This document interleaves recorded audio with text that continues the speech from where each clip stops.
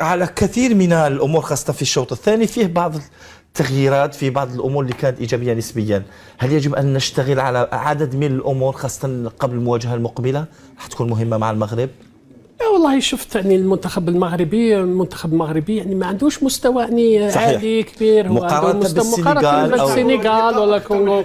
لا هو منتخب يعني في نفس المستوى في المنتخب تاعنا، خاصة يعني في القوة البدنية ولا مورفولوجيا تاع اللاعبين في نفس يعني المستوى.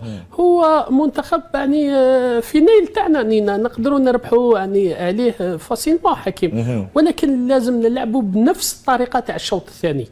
فهمتني؟ وين كانت اكثر عزيمه واكثر توغل في الميدان يعني في لي 18 ادفيرس. هذا هو اللي كان خاصنا مع السنغال وخاصنا في الشوط الاول مع الكونغو. يخفاكش حكيم لعبنا ضد منتخب يعني ما نقولوش ضعيف ولكن متوسط فريق الكونغو. كي رانا يعني مقابله متعادله يعني ما لازمش نفرحوا بهذه المقابله هذه، فهمتني؟ لكن هذا مما راح يحث هذا اللاعبين وراح يعطيهم يعني اكثر خبره كما تكلمنا للمقابله الجايه. المقابله الجايه ما لازمش تكون يعني مصيريه بارابور لي جوار، لازم تقعد في الاطار الرياضي تاعها ونلعبوا ببروده اعصاب ونلعبوا بالاكثر يعني هجوميا.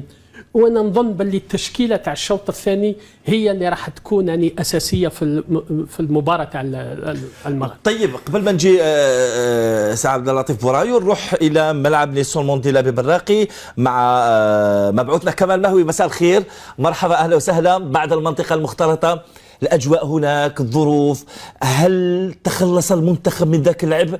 الآن تأهلنا إلى الدور المقبل، سنلاقي المغرب في قسنطينة. إليك كمال. نعم حكيم، يعني أحسن سيناريو يمكن أن نتصوره هو مقابلة مواجهة المنتخب المغربي في قسنطينة بحضور 40,000 متفرج، يعني ديربي مغاربي، وهو ما يحفز هؤلاء الشبان خاصة أنهم تفوقوا عليهم في نهائي كأس العرب في سيغو، لأنه المقابلات متشابهة. يعني المنتخب الجزائري يعني أحسن منافس ممكن يواجهه هو المنتخبات يعني شمال إفريقيا والمنتخبات العربية اللي تلعب نفس كرة القدم، نفس يعني البنية المورفولوجية. لأنه لو واجهنا ربما منتخبات نيجيريا والكاميرون او حتى مالي راح تكون ربما صعوبه علينا، خاصه انه المنتخب الصغير ما نقالوا انه المنتخب لم يسترجع ويواجه صعوبات كل ما يلعب امام منتخب يعني عنده قوه مورفولوجيه كبيره. لذلك اقول انه احسن سيناريو اليوم هو اللعب على امكانيات المنتخب الوطني. التعادل كان يأهلنا، المنتخب الوطني عرف كيف يغلق المساحات ولعب حسب النتيجه. لانه صحيح انه هذه الدوره تحتضنها الجزائر، لكن نقول لك يا حكيم انه منذ 1962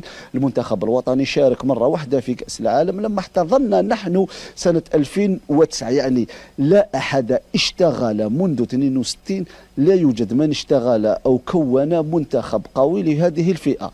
أول مرة يعني ثاني مرة نشارك بعد ما نظمنا نحن الدورة. يعني لا تستطيع أن تطلب اليوم منتخب مكون ولاعبين يعني لاعبين منتخب قوي لأنه على مر التاريخ نحن نمتلك منتخبات ضعيفة وضعيفة جدا على مستوى الفئة الشبانية. لا منتخب 82 ولا 79 ولا لم نسبق وأن كسبنا منتخبا في الفئات الشبانية قوي. لذلك اليوم لا يجب التعامل مع هؤلاء الشبان بانتقادات قاسية، لأنه اليوم قلت لك الأهم هو تشجيعهم. سنلعب مباراة أمام المغرب، مباراة ديربي، التأهل إلى نصف النهائي يحقق لنا الأهداف. لا يمكن